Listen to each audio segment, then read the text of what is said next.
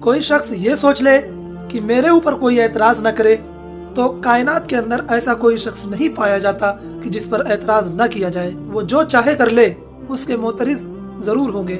ہمیں یہ دیکھنا ہوتا ہے کہ ہم جس سمت جا رہے ہیں وہ سمت درست ہے، اس میں ہمارا نفس تو شامل نہیں، ہماری خواہشات، ہماری آرزوئیں، ہماری تمنائیں، انہوں نے ہمیں غلام تو نہیں بنا لیا ہے۔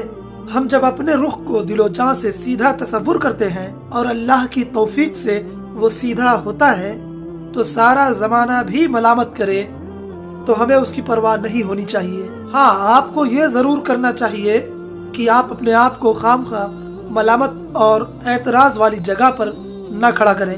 میرے حضور علیہ الصلوۃ والسلام نے ارشاد فرمایا، تہمت کے لگنے کی جگہ سے بھی بچو۔ جہاں تک لوگوں کی بات ہے تو ظالم، متشدد، سخت مزاج، کینہ رکھنے والے لوگوں سے آپ کبھی نہیں بچ سکتے۔